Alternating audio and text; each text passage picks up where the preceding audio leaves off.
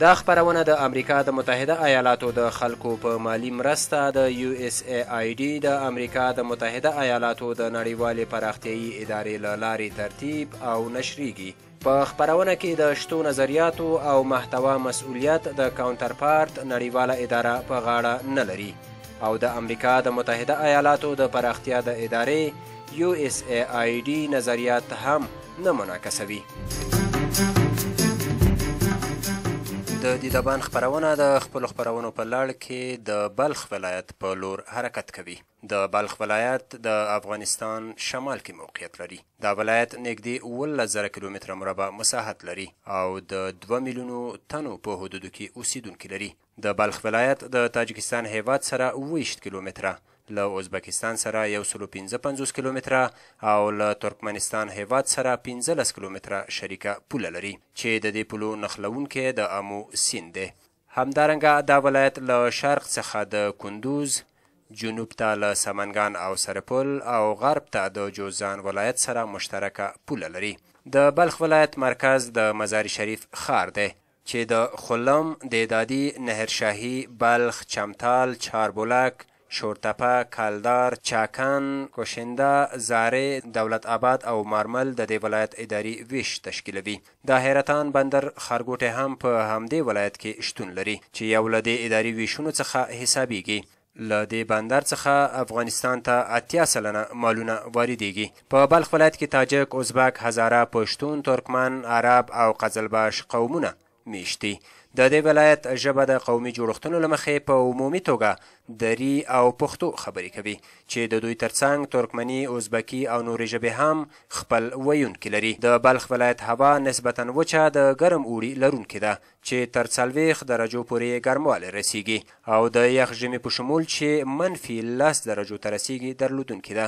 د بلخ ولایت له ولسوالیو څخه موږ د دولت آباد ولسوالۍ په لور حرکت کوو. د دولت آباد ولسوالي د بلخ په شمال کې موقعیت لري چې د جنوب څخه د نهرشاهي او بلخ، د شمال څخه د شورتپې او شرق څخه نهرشاهي، کالدار او د غرب څخه د چهاربولک او چمتال سره نښتې ده. د دې ولسوالۍ مساحت 1356 کیلومتره مربع تخمین شوی دی. د تیرو یادګیرونو له مخې په 1400 هجري لمریز کال کې 85,315 تنه نفوس یې درلود. د دې ولسوالۍ خلک مالداره او زراعت پیشه دي. ویل کېږي د دې ولسوالۍ اوسیدونکي په دې وروستیو کې د زیاتو ستونزو سره لاس او ګریوان شول، خو تر دې دمه د دولت او بهرنیو ادارو له لوري د دوی د ستونزو له منځه وړلو لپاره کوم کار نه دی شوی. د څښاک او کرنیزو اوبو نشتون، د برق، د صحي کلینیکونو، د ښوونځیو او مسلکي ښوونکو نشتون او د ځوانانو د بیکارۍ هغه ستونزې دي چې د دې ولسوالۍ خلک ورسره لاس او ګریوان دي.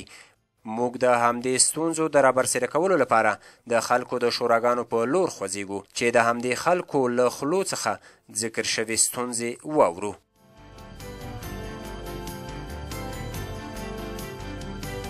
د دیدبان خپرونه د خپلو خپرونو په لړ کې بیا هم د بلخ ولایت په دولت آباد ولسوالۍ کې پاتې کیږي چې د خپلو خپرونو په لمن کې هغه ستونزې یوه راونغاړي چې د دې ولسوالۍ خلک ورسره لاس او ګریوان دي.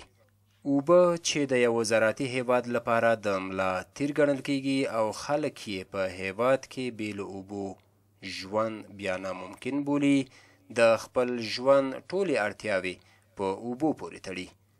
افغانستان چې هم یو د زراعتي هیوادونو په کتار کې راځي، سره له دې چې د پریمانه سرچینو درلودونکی دی، له دې ستونزې سره لاس او ګریوان دی. په بې شمېره جریبه ځمکه یې دښته تشکیلوي. د بلخ ولایت د دولت آباد ولسوالۍ د اوسیدونکو تر ټولو لویه ستونزه هم د اوبو او د هغې لپاره د کانالونو او لویو ویالو نشتون دی. د دې ولسوالۍ خلک هم ټول زراعت پیشه او مالداره دي. په بلخ ولایت کې مو په سر کې بیا د اوبو د سم تنظیم او د همدې ستونزې په اړه د یاد ولایت د زراعت له رئیس سره خبرې کړې دي. بله آب به 2 بخش تقسیم شده. حتی در افغانستان موضوع آب به 3 بخش، یعنی به 3 وزارت ارتباط میگیره. وزارت زراعت و آبیاری میگن که در قانون آب وقتی که آب از جوی، یعنی از دهنه و سر زمین دهقان در اینجا رهنمایی میشه، از همین قسمت تنظیمش مربوط میشه به وزارت زراعت.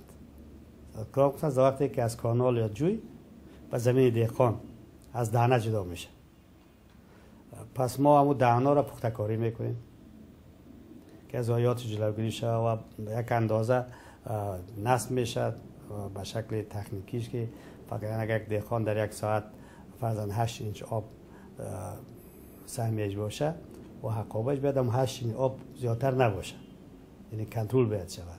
و از جانب دیگر طریق‌های پیشرفته که قطره‌ای است و پاشان است و اسپرینکلر است یا ما برشون به شکل نمایشی در چندین جای هم آموزش دادن هم اینستال کردن. و وزارت زراعت یک مدیریت داره به نام مدیریت آبیاری و در ریاست ها هم یک مدیریت ساخته در تشکیل خود به نام مدیریت آبیاری. هدفش است که آب بالای مزرعه تنظیم کنند. اما ساختن کانال، بند انهار یا ارتباط میگیرن به وزارت محترم انرژی و آب. این موضوع در پلان‌های انکشافی وزارت محترم انرژی و آب گنجانیده شده، هم بند خوشتیپه و هم بند ذخیره چشمه شفا. اما دونرها استدلال میکنند که پول زیاد کار داره، 2 میلیارد دلار ضرورت است تا بند خوشتیپه حفر شود. اگر این بند حفر میشه 2.5 میلیون جریب زمین از سمنگان شروع، این از قسمت های قندوز تا و انخوی مربوط به ولایت فاریاب یا زیر آب میشه. 16,000 نفر شامل کار میشن و 1,000 مگاوات برق تولید میشه. این پروژه در زمان حکومت مرحوم داود خان کارش آغاز شده بود، اما بعد از اینکه انقلاب 7 ثور به آمد کار از این معطل قرار گرفت و تا امروز باقی مانده. و از دریای آمو امکاناتش است که سواحل دریای آمو، دولت آباد و این مناطقی که در مسیر دریا قرار دارن آبیاری صورت بگیره، هیچ مشکلی وجود نداره. بند چشمه شفا هم در پلانشان هست و بودجه نیاز داره. هر زمانی که میگن دونر برای ما پول تهیه کنن ما میتونیم که کار خود آغاز کنیم. یعنی موضوعات سروی تکنیکیش تکمیل شدگی آماده است. که څه هم د اوبو لګولو ریاست د اوبو تنظیم په څو برخو وویشه او یادونه یې وکړه چې د بندونو او کانالونو جوړښت د اوبو او برېښنا وزارت دنده ده. هغوی باید په دې اړه اقدام وکړي. سره له دې چې یاده ستونزه دوی هم تایید کړه او زیاته یې کړه چې که چیرته لویې ویالې او بندونه جوړ نشي دا ستونزه نه هوارېږي.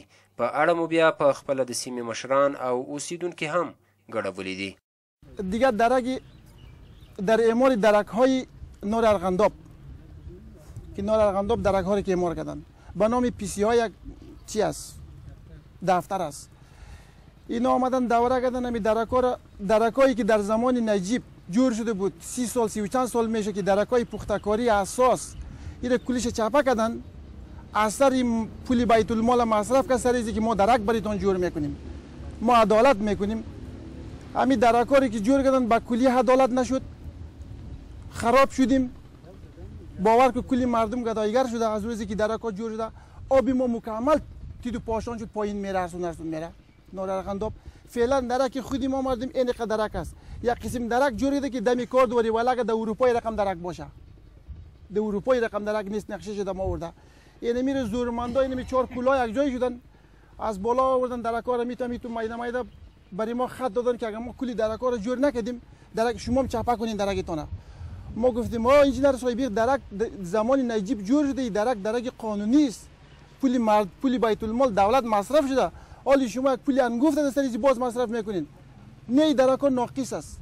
حالی او رو خراب کرده. باور کنید قدر ناقص شده که ما آبی اصلی ما نمیایده جوی. آبی اصلی ما یک شکایت ما نیست. د عامو خلکو له څرګندونو بیا داسې ښکاري چې په سیمه کې د بیا رغونې تر نامه لاندې کارونه شوي دي، خو په وینا یې چې د دوی په مشوره او خوښه نه دي ترسره شوي.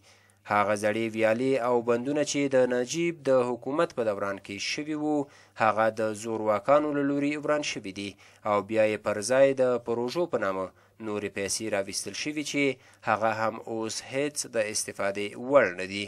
دوی زیاتوي چې هغه پخواني کارونه ښه وو، خلکو ترېنه استفاده کولی شوه، خو اوس بیخي ترېنه کار نه اخیستل کیږي. د خلکو سره د شویو کارونو سیمې ته ځو چې له نږدې څخه یې انځورونه ولرو. همین درک با سازی که آمدن این نقشه درک ببینید شما 30 سال پیش در زمان نجیب درک جور شده بود، اساسی دولت پول بیت المال مصرف شده بود. 4 نفر پیدا شدن آمدن این چپا کردن. بازم همین پول بیت المال اینجا بیجا مصرف کردن. درک ما 16 سانتی بود. 16 سانتی بود، حالی 7 سانتی نمیایی. بازی چی درک سعی کنی شما که این رقم جور کرده. این درک هم تو کج آمده. دیگه ما از دولت خواهش میکنیم، از ریاست آبیاری، از مقام محترم که درک ما مردم چی کنه که ما 100 فامیل اینجا گذرانی میشه، ولی 20 فامیل گذرانی ما مردم نمیشه. اوی ما مردم پایین رفته بالا رفته، درک ما ناقص است، ظلم شده، در حق ما ستم شده. دولت باید این گپی ما مردم بشنوه دیگه. توسط کی کار شده؟ توسط یکی راجی محیدین میگه، یکی راجی عبدالحمید بای میگه، از پایین است.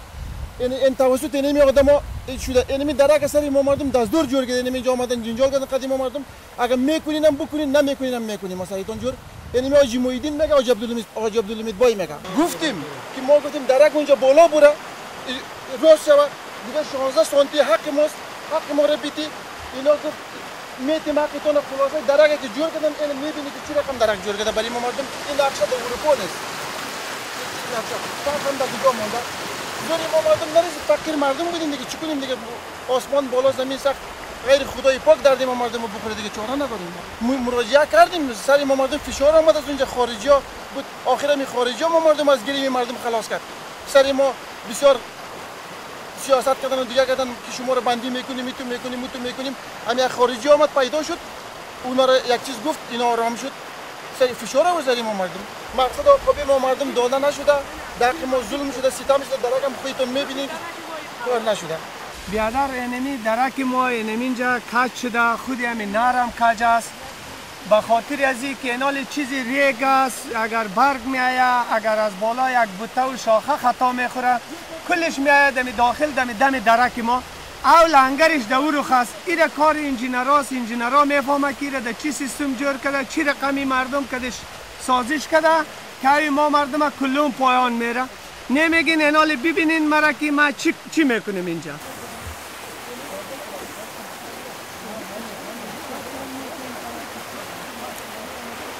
این تخت درک است بیادر. این تخت درک است. اینجا را ببین. آل در جای ما میکنه. اینجا را ببین. آیا ایم بیده چی سیستم جور کرده؟ نام PCI یاد میشه. این میره PCI ساخته، هر انجینری که ساخته در سیستمی نار ما را تو روبرو ناورده، تو کش ساخته. ببین ما تا ما آخر از این که نار جوی ما مردم بسته کنه خوب است. درک ما را بسته کنه خوب است. ببینین بازم این تو نیست که ما یک جایش ای را پر کرده باشیم. یه دم هر قسمتش که شما میگین ما میریم. ببین این تا گجار است. این طرفش هم ببینین که پای مرا فیلم برداری کنین که تا گجار آب است اینجا. این طرفش هم ببینین. این درک گم میشده بود درون. این قدر دیوال این رقم آورده، مایل آورده. یعنی درک یک معلوم نمیشه قسمتش. این قدر این خیانت کرده دقیق ما مردم. بسیار خیانت کرده. 300 فامیل ازیم ما برادرای پشتون، برادرای هزاره زندگی میکنیم. باور کن ولی کلی که گوشناس در ایران و پاکستان مزدوری رفتن. 20 فامیل چارهش نمیکنه میایم. یعنی میره شما از دولت خواهش میکنیم که صدای ما این مردم مظلوم برسونه.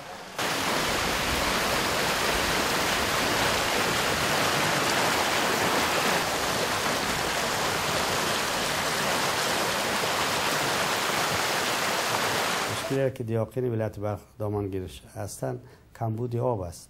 آب یکی از مسائل بسیار مهم است در ولایت بلخ.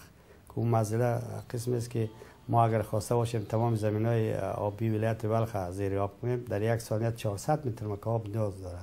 اما آب موجودی دریای شولگر در اون وقت طغیانش 35 متر مکعب است. اگر به لسان دهقان گپ بزنیم در یک ثانیه ما 400 سطل آب نیاز داریم. اما آبی که در دسترس ما قرار میگیرد 35 سطل آب است. پس 35 سطل به 400 سطل توزیع کردن یک مسئله بسیار بزرگ است و تا زمانی که بند و انهار ساخته نشود، کانال خوشتیپک از دریای چادره سرچشمه میگیره او ساخته نشود یا بند ذخیره دریای شولگر ایجاد نشود و ایداس نشود، این مشکل کمبودی آب دامنگیری دیاقین عزیز صفوات شمال به خصوص ولایت بلخ است. ولسوالی دولت آباد یکی از ولسوالی‌هایی است که واد به اصطلاح پایین‌آب هستند. همین دریای شولگر به 18 نار تقسیم میشه در گذشته، حالی از 27 30 نار هم بیشتر شده. تبعیض که هر کسی که سراب بود آب زیادتر استفاده میکنه. در این 13 جنگی که صورت گرفته زورمندان پیدا میشه، مسلح پیدا میشه، نامه هم در بعضی قرارجات وجود داره. بنابراین هر قدر که سعی تلاش شود ما 35 متر مکعب آب به شکل عادلانه می‌دهیم که به جای 400 متر مکعب آب در فی ثانیه توزیع کنیم. اما حقابهشان توسط میرابا و از طریق اداره زراعت یک مدیریت از به نام مدیریت آبیاری و یک برنامه از به نام برنامه تنظیم آب بالای مزرعه، هدف از است که روش‌هایی را به کار ببرند تا که از ضایعات آب جلوگیری شود. یعنی سربندهای که خام هستند یا را پخته می‌سازند و از تکنیک‌های جو که فعلا ما به حساب آبیاری قطره‌ای داریم. در ولسوالی دولت آباد خوشبختانه 273 فامیل سیستم آبیاری قطره‌ای در خانه‌هایشان از طرف دفتر اکشن اید 2 سال قبل در اونجا ایجاد شده. با هدف است که ببینن که واقعا ما از آب کم ساحه زیاده میتونیم که آبیاری بکنیم و میراب دارن مطابق با همون حقابهشان آب برشان توزیع میشه. اما چون مقدار آب از ذخیره کم است در پهلوی از که دیگر دهاقین ما هم شکایت دارن و چون پایین آب هستند طبیعی است که مشکلات از آب بیشتر است که این راه حلش بجز ساختن شبکه‌های آبیاری که از کانال خوشتیپه یا از دریای آمو اگر توسط تجهیزات تکنیکی پیشرفته امروز خواسته باشم کار بسیار آسان است. ممکن در 15 میلیون دلار از دریای آمو از طریق شورتیپه به ولسوالی دولت آباد آب برسه که یک پولی هنگفت نیاز داره که اداره زراعت و توانمندی را ندارند. نه برق داریم و نه آب داریم. کلگی که هستن در قشلاق دمی مشکلات دچار هستن که آب ندارن و برق ندارن و چیز مهم همی آب و برق است که برای همگی ضرورت است. کلشان میگن آب باشه ما کشت ما را یک گندم خوراکی گندم ما را چیز میکنیم، حتی یک زیره خو ما کشت کده میتونیم که او را سودا کنیم و گندم که از اینجا به دست آوردیم روغن و دیگه چیز از بازار بخریم. مگم یا متاسفانه که آب موجود نداره، آب ما را دیگران میخوره. دمی چند روز به فکرم گفتن که از طرف دولت رایتانه بر ما بتین و مشیم چقدر پیسه بتین ما آب جوی تانه اعلام میتیم، اگر نه او نمیبینیم او مشکل است. رای هم میگیرن. زمین زراعتی داره اما او آب نیست که زرع کنه کشت کنه، به او آب بکار است. ما چرا ترکاری میوجات از مزار میگیریم؟ چرا ما در قشلاق زمین زراعتی داریم چرا از اونجا در اونجا زرع کشت نمیکنیم؟ به خاطر که آب نیست، نبود آب است. دیگه مشکلات است دیگه. کشت میشه پدرای ما دهقان است کشت میکنن، کمبود آب است، آب نیست که اونا باید حاصل بیایه. این تا مای او ده آب است از بعد جای خشک میشه او نمی از بالا هوا قید میکنه. دولت خانهشون رو بودم مقصدم تو که ما یک کمک کن که آب پیدا شه که تو یک کسی که زمین داره یا یک چیز بکاره یک پیشرفتی گذراند میشه یا که آب باشه. مقصد که ما مقام کنه مشکلی ما را حل کنه که یا چای عمیق بکنه. این موالی فعلا هیچ آب پیدا نمیشه که بخوره. یک پمپا میره مشتکا بیچاره یک دو سه بیشکر گرفته بدن یک سوبکی میرن 12 بجه خونه میاین. مشکل از بالا و کم است یا مردم بالا و مردم بالا دور میته، یعنی می رقم مشکلات است دیگه. یعنی مثلا بالا وزیر آباد است و بلخ است و نهرای بلخ برادر نهرای از بالا که از دریا که پایین میشه و نمو قشلاقای بالا او را دور داده میخوره. اگر خوششان شد میته برای این مردم، اگر خوششان نبوده هر چیزی که آمد اونمو میاه و هم دم پایینا بیا میرسه یا نمیرسه. مراجعه کردیم میگه او کم است، میگه دیگه باز اون مردم هم میخواه در ریاست آبیاری میخواه اونا را. میگه چرا شما از خامه آواز میکنین؟ باز اونا میگه که ما آواز نکردیم پس دیگه آواز نمیکنیم، امروز بسته میکنه روز دیگه پس دوباره میره درکای خامه را آواز میکنه این طرف او نیست او نمیه. بله خب گفتم در پلان‌های علاوه پیشنهاد که در زمان حکومت داوود خان این منظور شد پروژهش، اما به خاطر موضوعات سیاسی یا موضوعات پولیس که با صدها میلیارد دلار مصرف شده اما با 2 میلیارد دلار دونرها میگن که این پول بسیار هنگفت کار داره. پیگیری برای وزارت انرژی و آب یک ریاست به نام تنظیم آب در زون شمال داره و میگه شامل پلان ما است سرویس شده، منتظر بودجهش هستیم.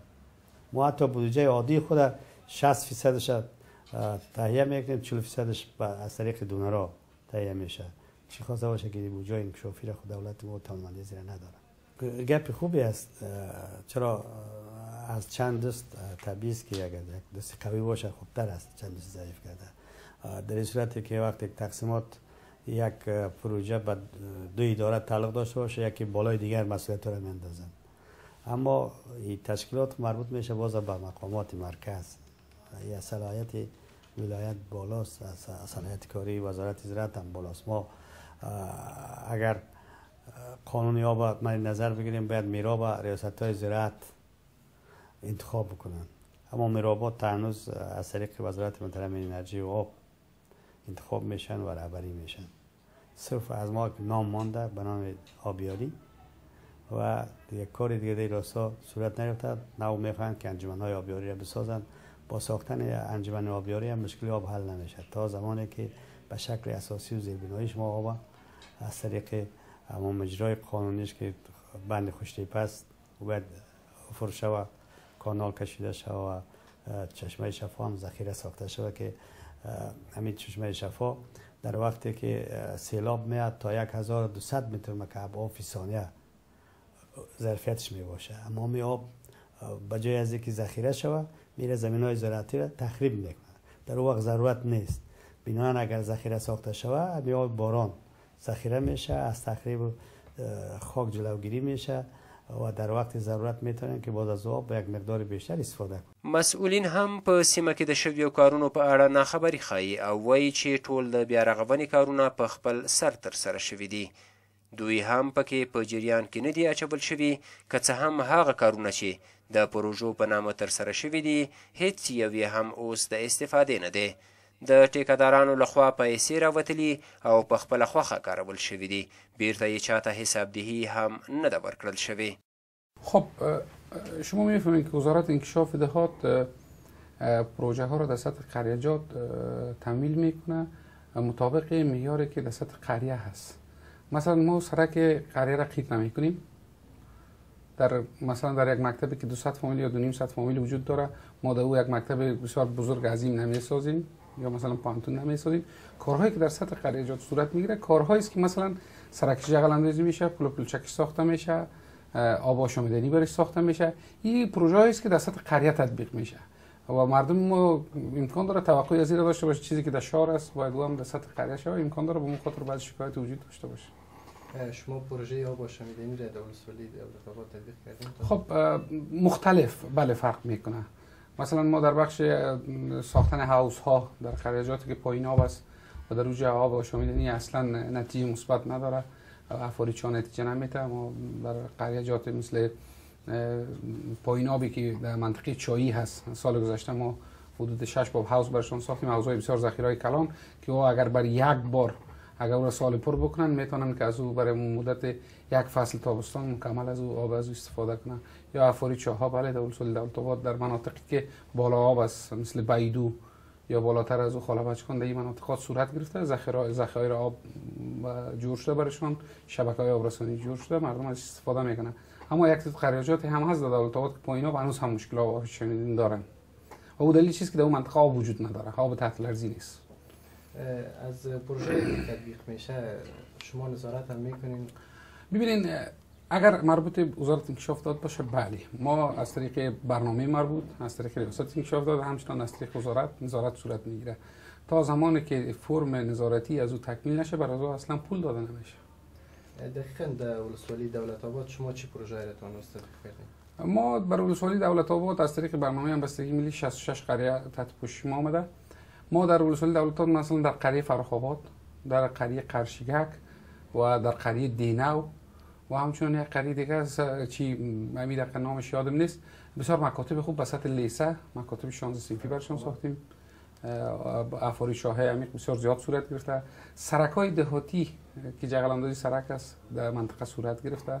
همچنین با هماهنگی همین ریاست انکشاف دهات 4 سال قبل شما سرکی که از ولسوالی بلخ برآمدین تا دولت‌آباد رفتین سرک قیر شده، همین هم با آنانگی ما از طریق یوسایدی برای این مردم سرک قیر شده. این کارایی است که کارهای عمده‌ای که در مردم دولت‌آباد صورت گرفته همیا است.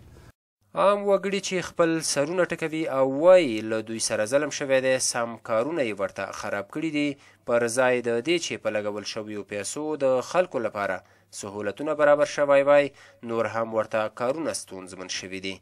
دوی په خپله په سیمه کې د شویو کارونو څخه هیڅ راضي نه ښکاري. دیگه مشکل نهایی و اساسی ولسوالی ما این است که ولسوالی ما یک ولسوالی زراعتی است، اما زراعتی از بدبختانه که ما آب زراعتی نداریم. این آب کافی کفایت کننده به زمین ها نمیرسه، با وجود که ولسوالی ما 52 کیلومتر الی 55 کیلومتر از خود مرکز مزار شریف فاصله داره. ما حتی که ترکاری را از مزار شریف میخریم تا اینجا میایه در بازارهای ما، با وجود که اراضی زراعتی زیاد است، این که مشکل نبود آب زراعتی ما داریم، این ما نمیتونیم که از زمینهای خود به صورت درست استفاده کنیم. یکی دیگه دریای آمو را ببینن که ازبکستان به نام طلای سفید استفاده میکنن، پنبه تولید میکنن، اونا استفاده از دریای آمو میکنن. ما زمینای زیاد را در رست داریم که از اون هیچ استفاده نمیشه. امی دولت برای ما دیگه همکاری نکنه، امی طریقه آب یک قسم کانال را یا حداقل سعی کنیم که گاز از یک کشور به دیگه کشور انتقال داده میشه. اونجا دریایی داریم که در اختیار ماست، ما صاحبش هستیم، اما از آب از اون ما استفاده کردن نمیتونیم. از تخریبات از اون ما مستفید میشیم، اما از آبش استفاده نمیکنیم، مستفید نمیشیم. دوباره پس اعلام میکنن هوا با قسمی اساسی و درستیش ساخته، برای فعلا ساخته شده. شما میتونید که رفتن نزدیکم ببینید. هم یک تعداد زورمندایی وجود داره که از قسمت پل نه که ساخته شده، بلکه از پلوی از یعنی که اصطلاح عامیانی ما میگن که او را چی کده میانجی کده، از جای میانجیش اویلا میکنن، به زور خود اعلام میکنن. شما شاهد سن هستین که این همین آل ها که به جوی میبینین، این یک هفته پیش این آب ما نداشتیم. واقعا که ما دوچار مال و مواشی ما دوچار مشکل بود. این زمین و حیات و ملک زراعتی ما کاملا از بین عن قریب رفته بود که فضل احسان پروردگار یعنی یک باران شد. و این آبی که فعلا میبینین این را بزرگای ما تحقیق کردیم که چرا آب ما نیست. از طریق شورای خود دعوا کردیم که با همراه میرابای خود با تماس شدیم، خواستیم عرضیم پرسان کردیم که مشکل شما چراست که جوی ما چرا او نیستن.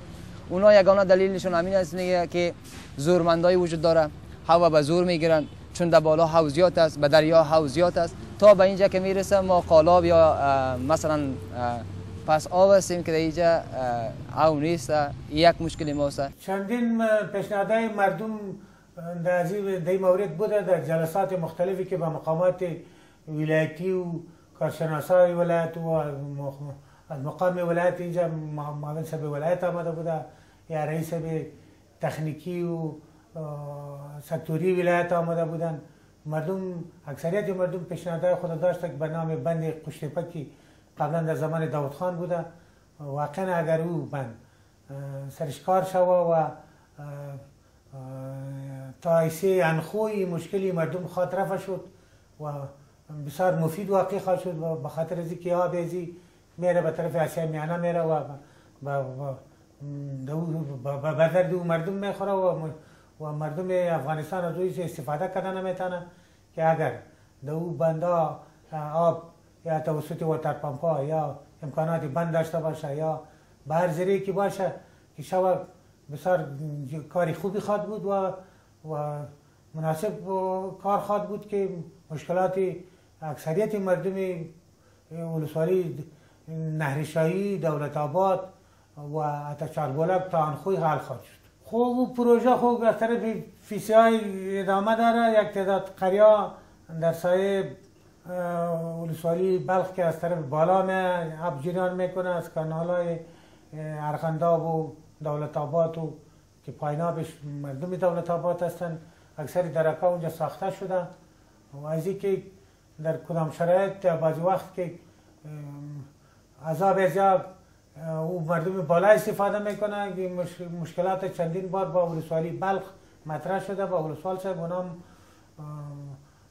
اجرات عملی خود کرده و وعده بادی هم داره که انشاءالله ما در این مورد یک چیز خط بودیم و دیگه یک تعداد دانه که مانده سر از اون کار روان داره که در صورتی که تکمیل شود انشاءالله آب دانه ها و کانال ها عادلانه جریان پیدا خواهد کرد و مشکلات مردم از این هم 50% حل خواهد شد. دا خپرونه د امریکا د متحده ایالاتو د خلکو په مالی مرسته د USAID د امریکا د متحده ایالاتو د نړیوالې پراختیایي ادارې له لارې جوړه او نشر شوه. په خپرونه کې د شتو نظریاتو او محتوا مسؤلیت د کاونټر پارت نړیواله اداره په غاړه نه لري او د امریکا د متحده ایالاتو د پراختیا د ادارې USAID نظریات هم نه منعکسوي.